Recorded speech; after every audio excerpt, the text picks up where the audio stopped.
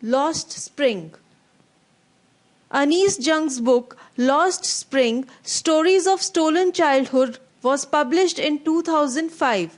It focuses on the children from deprived backgrounds. She is noted for her lively and vivid descriptions. She analyzes the grinding poverty and traditions which condemn these children to a life of exploitation. Explanation of the chapter.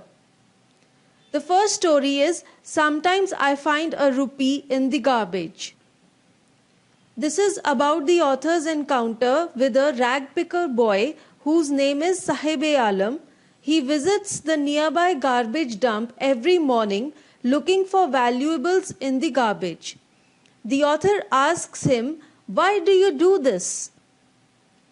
The boy tells her that he had left his home in Dhaka, that is Bangladesh, long ago and did not have many memories of it. His mother had told him that the storms had swept away their fields and their homes. So that is why they had come to live in the big city looking for gold. Now, what does this gold over here mean? For them, anything and everything. Food that is required for survival and go up to gold. And if they will get anything, they feel it is in the big cities. So that's why they have migrated from their homes to these big cities to find gold. As a reply to the author's question that why do you do this, the boy says that he has nothing else to do. She advises him that he should go to school. She herself realizes that her advice is so hollow, and the boy also replies that there is no school in his neighborhood and so he cannot go to school. She makes him a false promise. She asks him that if I open a school, would you come? He says that yes, he would definitely like to come to the school. After a few days, he comes over and he asks her that when is the school opening? Is it ready? And the author feels very ashamed that she had made a false promise to him. She just said like this in a lighter sense that she is opening a school, but whereas there was nothing of that sort. The boy's life is full of such false promises. He has many such unfulfilled dreams. When the author comes to know that his name is Sahib-e-Alam, which means the Lord of the Universe, she feels it is so inappropriate for him. It is very unsuitable for the ragpicker boy. And she wonders that does he know what is the meaning of his name? She feels that if he also knows that does his name mean, he will also feel that it is very inappropriate, very different from what his life actually is. She just sees him roaming around with a group of boys who are also ragpickers. They all are mostly bare feet. They do not have any footwear to wear, and some of them are wearing torn footwear where they probably must have got from the garbage heaps which they scourge. One day, the author questions one of the boys and she asks him, "Why are you not wearing any chappals?" So the boy simply replies that his mother did not give them from the shelf and so he could not wear them. One other boy says that even if his mother would have given him the chappals, he wouldn't have worn them because he does not like to wear anything in his feet and he likes to be barefoot. Some of the children are wearing torn shoes. So the author thinks that probably they have found them from the garbage dumps. She sees that some of the boys are eager, that they also want to wear shoes, they want to own a pair of shoes, but they cannot find any shoes. Another boy tells the author that it is a tradition in his family to remain barefoot, and she is wondering whether it is actually a tradition or he is just trying to hide the unending poverty which has gripped his family. So he is making an excuse that it is a tradition not to wear any footwear, but actually the author feels that he is incapable of buying, his family is incapable of having those resources to buy them any footwear. She is reminded of the story of a young boy who was the son of a temple priest. On his way to his school, he would stop in front of the temple and he would pray that he would get a pair of shoes. When the author visits the temple after 30 years, she goes to the house of the priest And what she sees is that a young boy is wearing a school uniform, socks and shoes. And so she realizes that the standard of living of some people has raised. It has improved over the period of time. Now those children have shoes, their families can afford those things for them, which earlier they could not buy them. And then she is reminded of the prayer which is made by another boy who again goes to the temple, and he prays that he should not lose the pair of shoes which he has got now. The rag picker boy and his family, they have migrated from Bangladesh. They are living in Delhi in an area which is called Simapuri. It was mere wilderness. It had no amenities, no facilities for people to live in. There is no sewage, no water supply, and as many as 10,000 people whose livelihood is rag picking, they have been living there for more than 30 years. So it has become like a colony for them, but it is not appropriate for people to live over there. Although these people have been living there for the past 30 years, they do not have any identity for themselves. They live there without any permits. They only have ration cards. These ration cards give them their name on the voter list, so they do vote, and they enable them to buy grains for themselves at a lower price. For these people, the mothers of these children, food is more important for survival than an identity. They do not need any identity card as long as they are getting food for their families. For them, they are satisfied if their children sleep peacefully without aching stomachs. So if their stomachs are full of food, they will not have any pain and they can sleep peacefully in the night. So this is more contentment, more satisfying for them than having any identity card also.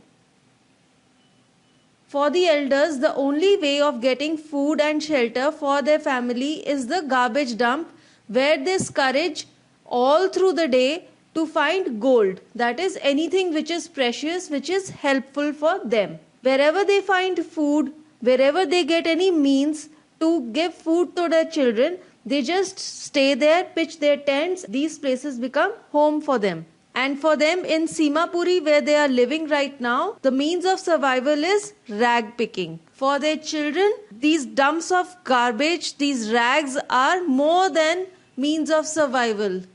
They are the means of providing them wrapped wonders. The garbage dumps provide them something more than mere food and shelter. Sometimes they find a rupee, any coin, or maybe torn shoes. But these things are wonders for them because they are beyond their food and shelter, their basics. One fine day, the author finds that the boy Sahib is standing outside a tennis court and he is watching two men who are playing tennis. He tells her that he also likes the game and he is content in watching it standing outside the fence. He tells her that he does go inside the court when no one is around. The gatekeeper allows him to go inside and he takes the swings over there. The author sees that he is wearing tennis shoes which look strange over his dirty clothes. Probably he has found them from some garbage dump. He says that someone has given them to him in a manner of explanation. So he also feels that the author must be wondering that from where he has got these shoes. So he himself says that someone has given them to him. But the author feels that he must have found them from some garbage dumps, as she feels that a boy from a good family must have thrown them away as one foot of the shoe is torn. Another morning, she finds that the boy Sahib-e-Alam is on his way to the milk booth. He is holding a steel can in his hand. He tells the author that now he has got a job at a tea stall. So now he will be working at a tea stall. He tells her that they will pay him money and he will get all the meals to eat. She asks him that does he likes the job, and his face, which used to be carefree when he was a rag picker, it gets grim. And it gets very serious. He has lost his carefree look because now he has become an employee. He has gone into someone else's hands. The canister which he is holding, it belongs to the tea stall owner. So now this boy who is working at the tea stall, he is no longer his own master. So his carefree look has gone away. The next story, I want to drive a car. This story is about a boy. His name is Mukesh. He belongs to a family of Firozabad, which is involved in making glass bangles traditionally. But this boy has a dream. He wants to become a motor mechanic. He wants to be his own master. The author asks him, "Do you know anything about cars?" So he tells her that he will learn. He wants to learn how to repair a car, and he is also willing to learn how to drive a car. The author feels that the boy's dream is like a mirage. Amidst the dust of the streets that fill his town, which is famous for its bangles. The place from where this boy has come, Firozabad, it is famous for the glass bangles. So when they make glass bangles, a lot of dust is produced. The town is full of that dust. So this boy's dream, looks very hazy. It looks very dim, that the probability he can achieve his dream is very low. His family has accepted this, that his family is not ready to accept the fact that the profession of making glass bangles is not good for them. It is not appropriate for them, because it also harms them physically, it harms their eyesight, and it does not provide them enough resources to even get enough food for their families.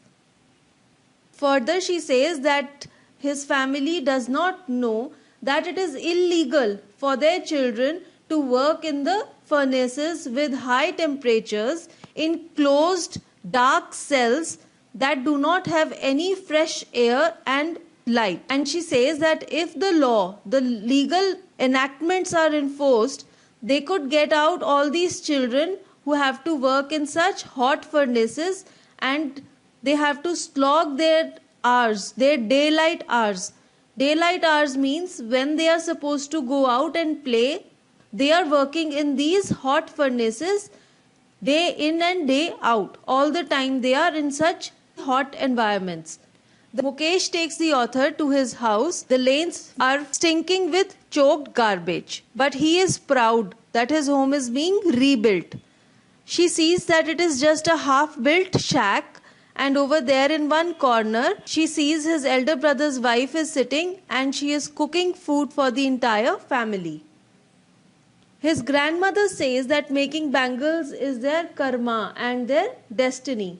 As they are born in a family of bangle makers, so this profession has been bestowed upon them by God. They have accepted it as their destiny, and she says that this God-given lineage cannot be broken by anyone. Their house is full of glass bangles of different colors, and they have seen nothing else but bangles around them. They sit in dark huts, weld the pieces of colored glass into circles of bangles. The author finds that their eyes are more adjusted to the dark than to the light outside, because most of the time they are sitting in the closed dark huts. That is why they lose their eyesight. The young children, they do not even become adults, and before that only they lose their eyesight. A young girl by the name of Savita is there. She is sitting along an elderly woman, and she is soldering pieces of glass into bangles. The author wonders whether this girl knows the sanctity of the glass ornaments that she is making. These bangles, which signify that the woman's marriage is auspicious, so the author feels that probably when she will also get married, as the elderly woman who is sitting next to her, she will also realize what is the importance of these glass bangles that she is making. Mukesh's grandfather is happy. He is satisfied that he has taught this profession to his next generations, and other than that, he has built them a house to live in. The author feels that Mukesh's grandfather is trying to tell her that he has achieved a lot more than what other people who are in this profession can achieve. His grandmother complains that she has not even got a stomach full of food all her life. So although she is contented that they are doing this profession which has been bestowed upon them by God, she has a complaint that she has not even able to get enough food for herself to her satisfaction. So the author asks them that they should get organized into a cooperative. So the younger generations who are also carrying on this profession, she asks them that you should get together, all of you, and you should make a cooperative and try to improve your working conditions. So these people, they tell her that they are afraid of the lawmakers, the policemen and the middlemen, who will hit them and who will be strict with them. So they are afraid of these people and they do not make any organization amongst themselves. So the author realizes that these two things, that is the birth of the boy in a particular caste, the imposition of the family profession on him, the second thing is the middlemen and the policemen, the lawmakers, these two things together impose upon the boys that they will carry on the work which has been passed on to them through the generations, and they do not dare to follow their dreams. On the contrary, the author can see that the spark in Mukesh is still alive. His dream of doing something different than the art of bangle making is there in him even now. The author questions him that whether he will like to fly planes. So she goes beyond his dream of car mechanic and she asks him that why don't you fly planes? She realizes that Mukesh does not know anything about planes. So what he has seen around him is cars moving around in his town, and so he is happy and content with his dream of becoming a car mechanic. When she asks him about planes, she gives him a further new idea. He gets very embarrassed because he does not know anything about them. Summary of the lesson. There are two encounters of the author. First one is with a rag picker boy whose name is Sahib-e-Alam. He migrated from Bangladesh in 1971 and lives with his family in Simapuri. These rag picker boys look for valuables in the garbage. Things like a coin or torn shoes which are gold for them. Their parents' only means of survival, providing food and shelter to their children, is the garbage dumps. They migrated from Bangladesh, which was destroyed by storms in 1971. They can hardly manage some food for themselves, and other things like identity, education, shoes and sports are beyond their reach. They are their unfulfilled dreams. One day, the author finds the boy holding a steel can going to the milk booth. He had got a job at a tea stall, but he has lost the freedom which he enjoyed as a rag picker. The second boy is from a family of bangle makers in Firozabad. The boy has a dream of becoming a car mechanic. He is willing to learn and dreams of driving a car.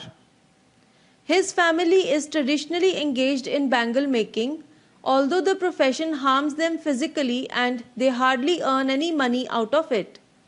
The family elders are content that other than teaching the art to their children, they have been able to build them a house to live in. No one dares to dream of doing something else as they are afraid of the police and the middlemen. These two aspects, the family elders who consider glass bangle making as their destiny, and the middlemen and policemen who scare these people, they do not let the younger generation to dare to dream of doing something else.